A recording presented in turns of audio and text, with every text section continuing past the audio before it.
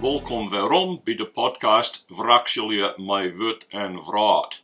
We zitten in de derde serie en dat gaat over Ferbûn, jeften en verplichtings. In de laatste episode heb ik gezien dat in de maand december het er net van komen zal om dit elke week te doen. Ik heb hier druk geweest met het corrigeren van de omzetting die ik dien heb van Henk Bakker zijn boek, dat heet De Weg van het Wassende Water. En ik had dat overzet in de Engelse taal en het zou gepubliceerd worden aan het eind van december 2024. Dat nu moeten we weer terug en dit zal de tweede episode wezen. In de eerste sessie hebben we gezien wat de structuur van het boek Genesis is. Het begint met een voorhistorie als ik een voorwoord en daarna komen 10 toledoten. Dat binnen historische verslagen als ook wel genealogische verslagen. En we hebben ook gezien dat binnen deze structuur God de hele tijd weer een nieuw begin maakt. God maakt iets goeds, iets moois. En dan maakt je de mensen dat stikken. En dan begint God met een rest daarvan weer nieuw. En maakt het een nieuw begin.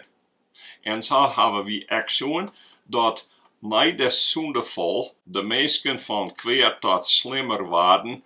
En dat er tegen protte geweld en deerslag kwam. En dat God zei, zo net, ik zal een nieuw begin met je. En dat dochter mijn Noach en zijn gezin. En toen na de grote watervloed, toen had God, we lezen dat in hoofdstuk 9, een nieuw begin maken en een verbond sluiten met Noach en zijn familie, ja, met zijn hele nighttime, en de jaren wie alle jaren bij, alle mensen in de wereld uit today, maar ook met alle vlees, dat binnen alle besten op de aarde. Jeder heb ik dit verbond ook wel neemt, het onbekende of vergetten Ferbûn. Want nu is het zo dat de meeste evangelische tsjerken nu today, die willen per forst eigen tijds wezen. En dan gaan ze net zoveel omtinken aan het Alde Testamint als de verbondsgeschiedenis van God met de mensen. En het is zo dat onder de baptisten, van zover ik het jongen had, alleen nog de gereformeerde baptisten het over het Ferbûn hebben. En vanzelfs wie het zo dat de gereformeerden, in elk geval zo wie het altijd, wel een protte praten over het Ferbûn. En dan gaat het per forst over het Ferbûn met Abraham en zijn nighttime, dat dan terugrennen zo in het tsjerken, terug de zoon van Abraham, dat is ons Heer Jezus Christus. Maar ik denk dat dit Ferbûn dat God maken had met alle mensen op aarde, dat het tegenwichtig is als we zeggen naar zending en evangelisatie onder de mensen die het eens van God net weten. En dat is net een vreemde God voor Herren, want dit is de God die het Herren het leven, het ziekheljen en alle goede jeften doen had. En als dat zo is, en ze binnen schepen neffens het beeld van God, dan is het ook zo dat je verplichtings hebben om ook deze God haar hemelsgeheid op te zoeken en met hem te leven en leven dankbaar voor alles wat er doen had. Nu is het zo dat mensen per forst aan haar zelfs denken. We binnen eigen gericht in ons denken, want we willen in de eerste plek dingen voor onszelf hebben. Of het nou geld is, alsof het nou macht is, alsof het nou een staat is dat mensen zeggen dat we tieren goed binnen, omdat we goed binnen voor andere mensen. Maar aan de andere kant is het ook zo dat we sociale wezens binnen en dat we eerder bijeren willen. De psycholoog Jonathan Haidt had zijn dat we haivisch binnen en dan denkt er aan de bijen in een koer die al jaar together werken. Hij zei, als mensen willen we eerder bijeren, of het nou een sportclub is, of een tsjerkengenootschap, of een oor leeuwen, als een oor raadbeschouwing, we moeten ergens bijeren, en daar willen we ook naar leven. En zodoende is het ook zo dat wij ons waarden en ons doelen en ons identiteiten ook een protte daarvoor hebben. Maar we zeggen ook in de sociologie of in de culturele antropologie dat er altijd dit principe is van de weerkerigens. Want als een man mij begelijks iets moois als goeds jouwt, dan voel ik me verplicht om hem ook waarom te betalen, om hem wat goeds waarom te gaan. En als ik dat net kan doen, om hem dan ook te betrouwen of te tjenen of zelfs onderjährig te worden aan hem. En dat verschijnsel of principe, dat zeggen we troch de hiele vraat en de skiertnis. En datzelfde principe lijkt ook als basis onder het Ferbûn. Bij de groepen mensen die jouwe wat, die zeggen wat ta en die hebben dan ook verplichtings. Nou zullen we eerst maar waarom naar Genesis en we gaan naar het 9e hoofdstuk en daar beginnen we met vers 8. En we lezen 8 en 17. God zei tegen Noach en zijn zonen die bij hem wienen, ik van mijn kant gaan mijn Ferbûn aan met jemme en met jemme nijteam en met alle levende wezens, aan vogels, aan vee en aan alle wilde dieren bij jemme. Met alle keren die er uit de arke gaan binnen, ja aan alle dieren op aarde ta. Ik ga mijn Ferbûn met jemme aan. Nee zullen alle wezens weer troch een watervloed uitroegen worden. Er zal tenij net weer een vloed komen die de aarde verderen zal. God zei, dit is het teken van mijn Ferbûn dat ik zet tussen mij en jemme en alle levende wezens bij jemme, voor altijd, alle geslachten terug. Ik heb mijn bogen in de wolken zet. Die zal een teken wezen van het Ferbûn tussen mij en de aarde. En als ik dan de wolken oer de aarde breng, dan zal die bogen in de wolken te zien wezen. En dan zal ik tinken aan mijn Ferbûn tussen mij en jemme en alles dat lebt. Het water zal net weer een grote vloed worden die alle leven verteert. Als de bogen in de wolken stiert, dan zal ik daarna zien en tinken aan het eeuwig Ferbûn dat er is tussen God en alles dat lebt, alle wezens op de aarde. En God zei tegen Noach, dat is het teken van het Ferbûn dat ik aangaan ben tussen mij en alle wezens die op de aarde binnen. Nou, als we zeggen naar dit stuk in de Bijbel, dan is er net echt een kruisvorm of een complete chiastische vorm. Maar het is also dat er een soort insluiting is, want er is een introductie in vers 8 en 11, dat waarom komt in het laatste vers in vers 17, die jaren bien waar. En daar wordt er een zijn dat God een Ferbûn sluit met Noach en alle mensen en ook alle beesten op de aarde. Maar daartussenin zeggen we dan de inhoud van dat Ferbûn, dat er neer weer zo'n grote watervloed over de aarde brengen zal, die al het leven vergeet. En hij joeg daarbij de bogen als een teken dat hij dit altijd betinken zou. Nou, dat is de bogen als, zoals we ze zoenen, de Rijnbogen. En wat betekent dat? Nou, een soort uitlezers van Genesis die zeggen dat het een strijdbogen is en dat God een vredesverdrag sluit met de aarde en de bogen ophangt, passief en net broeken wil. Maar ik denk als klimatoloog dat de Rijnbogen betekent dat er zonneschijn en regenwater is. En dat de zonneschijn troch het regenwater komt, dan vormt hij het spectrum dat we zeggen in de regenbogen. En dan denk ik dat dit in de eerste plek wijst op Gods algemene genade voor de hele schepping en voor alle mensen.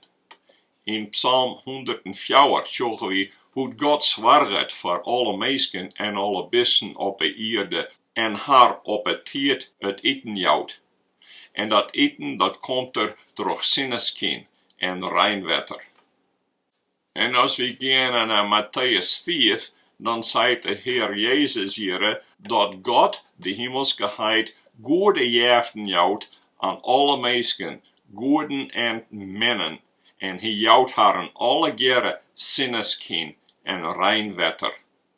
Maar het is extra dat de mensen die jeften krijgen van God, trots worden en op oren mensen delsjoggen, dat God dan vaak de zaak op een kop zet. En dat hebben we echt schon in de tweede serie van deze podcast.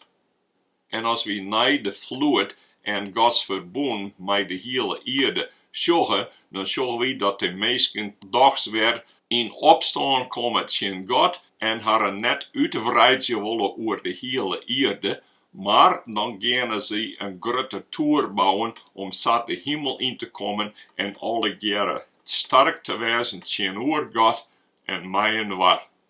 En dan maakt het God het zo dat je elkaar net meer verstaan kunnen en dan stuurt er haar naar alle windstreken van de aarde toe. En op dat stuit, dan zei God, ik wil een nieuw begin beginnen. En dan roept er Abraham om uit Abraham en zijn nazaten alle naties van de aarde te zegenen en zijn koninkrijk weer op poten te zetten. Maar als het nazaten van Abraham, de Hebreeën, de Joden, het volk Israël, net naar hem hartje willen en net luisteren willen naar zijn roeping om een joch te wezen voor de naties, dan was het God. Je binnen net de enigen die ik lief heb. Daar binnen ik oren, stammen en volken en naties, die heb ik echt lief. Ja, in Abraham en troch Abraham zoenen alle naties van de wereld, alle volksgroepen van de wereld, zoenen zegenen worden. En dan zorgen we, dat we jeder al zoen hebben, in Matthäus 1, het eerste vers, dat daar staat dat Jezus de Christus, dat die de ware zoon van Abraham is, troch wat God alle naties van de aarde weer zegenen wil. Maar dat betekent net dat in die tijd, als God een verbond had met Abraham en dan met Israël, dat er geen leefde of omzien is naar de andere volken. We zorgen de hele tijd terug dat Dochs daar ik God zijn leefde jouwt. In het eerste plak zorgen we dat als we lezen in de profeten, dat de profeten net alleen nog maar wat te zeggen hebben aan Israël of Israël en Juda. Nee, God richt het terug de profeten het woord ek tot de andere volken. We kennen dat zien als we zorgen en ziekje naar woorden zoals Edom en Moab en Assyrië en Babylon en Egypte en zorgen wat de profeten daarvan als daarover te zeggen hebben. Dan jouwt God ek aan haren, omtinken en waskagingen, maar ek beloftes dat ja ek bij het volk van God Jeremia. En in tweede plek zorgen we dat God ek vaak zien liet dat er ek leefde had voor de andere volken. En als Israël net vruchten draagt, zat hij het vregen, dan gaat God naar de andere volken toe en hij zegent haren en hij wil haren ek in zijn koninkrijk besluiten. Maar in tweede plek zorgen we dan vaak dat de Joden dan tegengeluld worden als dat zijn wordt door de profeten, of door de Heere Jezus, of door Paulus. In Amos gaat het echt over de andere volken. In de eerste hoofdstukken begint Amos het witte ruchtje op de volken rondom Israël. En hij waskagend haren en hij zei dat ze verkeerd dingen hebben en het oordeel van God komt op haren. Maar dan komt Amos met het woord van God voor Israël en voor Juda. En dat is tegen men. Want ja moesten beter weten, maar ja willen net mij of naar hem libje. En als we dan bij het 9e hoofdstuk komen van Amos in profetie, dan zeggen we dit. God zegt dit. Stenen de Ethiopiërs mij net lieke nij als jemme, Israëlieten, is de godspraak van de Heere. Heb ik dy't Israël uit Egypte helle, net lieke goed de Filistinen uit Kaftor helle en de Arameërs uit Kir? Tink daarom, de eigen van God de Heere sjogge dit zondige koninkrijk wel vergoed en ik zal het van de aardboeien wijdwaan. Likwijls, ik zal het volk van Jacob net hielendal wijdwaan, is de godspraak van de Heere. En als Jezus onderjocht jouwt in de synagoge in Nazareth, dan lezen we aan het eind van zijn verhaal dit. Zij is het in de tijd van Elia, doet de loft in geen 3 jaar en 6 maanden wetterjoeg, en het in het hele land slim hongerlijden weer, wienen der in Israël verskate widowen. Dochs waard Elia naar geen een van haren tastuurt, maar alleen naar een widow te Sarepta in de krite van Sidon. En in het tijd van profeet Elisa wienen der verskate melaatsken in Israël. Dochs waard geen een van haren zuivere, oors net als Naaman de Syriër. En Naaman wie een legercommandant van de vijanden van Israël. Doet de mensen die in de synagoge wenen dat jeden, waren ze alle jaren poer lulk. Ze sprongen doorheen, jagen hem tot de stad uit en brachten hem naar de oerstekkende rane van de berg, dat haar stad opbouwd weer, maar je doel hem naar onderen te smieten. Maar hij roen gewoon midden tussen haar troch en gang zijn wegen. En doet Jezus de gelijkenis vertelt hier van de minnelandbouwers, doet zij er een dit. Daarom zeg ik je, het godsrijk zal jemmer aannomen worden en het zal joen worden aan een volk dat daar de vruchten van opbrengt. Elke die op die steen valt, valt hem zelfs stikken, en die steen op hem krijgt, die wordt vergruzelen. Bij het jaren van zijn gelijkenissen begrepen de hegepriesters en fariseërs wel dat er het oer harren heer. Ze bezochten hem in handen te krijgen, maar dwasten het net aan om het volk. Dat hadden hem voor een profeet. En doet Paulus na verreventeerd weeromgang naar Jeruzalem ta, doet weer in de tempel, en daar sprongen de mensen op en ta, omdat ze dachten dat hij de tempel onzuivere hier troch der heidenen te brengen, die net besnien wenen. En dan komt de legercommandant met een groep soldaten en die moest Paulus redden en de uit de kloft mensen helpen om hem naar de kazerne te brengen. En toen ze daar aankwamen, toen ging Paulus op het treppen staan en die spreekt het volk ta in haar eigen taal. En ze jedden naar zijn bekeringsverhaal. Maar aan het eind zei er dat Jezus een boodschap voor hem hier. En hij zei tegen mij, gaan, want ik zal die omvieren sturen naar de oren volken. En zo vierta hielden ze hem nog heel tijd aanjet, maar doet er dat zei, begonnen ze te schreeuwen. Slag die kerel daar, die mij net in libben bliuwt. Doet ze zo raasden, haar mantels uitsmieten en mode in de lucht smieten, liet de kolonel hem in de kazerne brengen en joeg wadders om hem onder zwiepslagen in het verhoor te nemen. Om zo gewaar te worden, om wat reden ze zat hem raasden. We hebben schon naar het verbond dat God had sluiten met alle mensen op de aarde. Maar we hebben ook al schon dat net lang daarna God een verbond maakt met Abraham en met Israël. En dat badde na de revolutie, de rebellie in Babel, werd de mensen een grote toer bouwden en together in één stad wonen bliuwen. Wils God in haren zijn hier, dat ze de hele aarde vol moesten maken. En du verstrooide God haren, om ze maar net meer verstaan konden en oren talen begonnen te spreken. En zodoende had God haren verspreid in alle windstreken van de aarde. En du had God een verbond maken met Abraham. En dan lijkt het vaak dat het verbond met de hele minskheid, dat uit het zicht rekt. En dat God net omsjocht naar de oren volken. Maar we hebben zien dat dat net zo is. En ekkel wienen de Joden der vaak puur lulk om, we zeggen dat God Dochs de hele tijd nog omsjocht naar de oren volken. En we zeggen dit benamen als Jona naar Nineve moest. Want Nineve wie de vijand.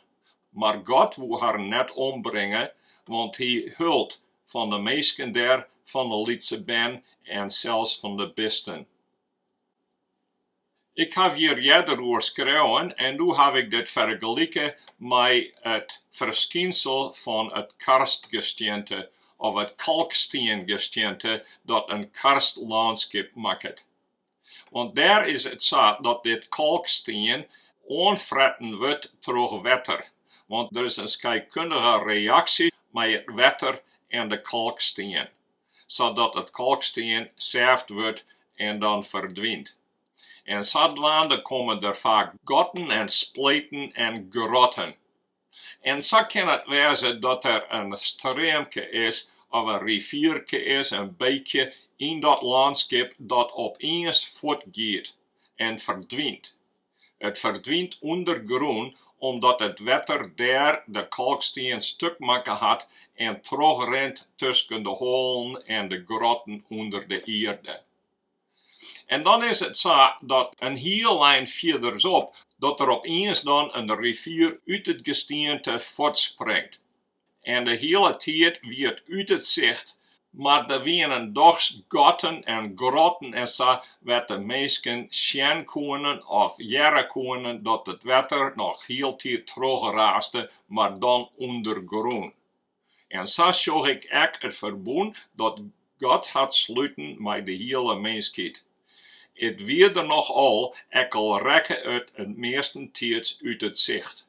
En het ging onder grûn, het ging het verder. En hier en daar zagen we steeds weer dat de profeten ook de orenvolken waskaalje, maar ook de bijbrengen willen. En dat de profeten zelfs, zoals we zien hebben in Amos, hartstikke 9, dat de Heere zelf zei, je bent net het enige volk dat ik redden ha, je bent net het enige volk waar ik om jou, maar je net naar mij luisteren willen en mij liefje willen, dan jou ik het onder oren volken.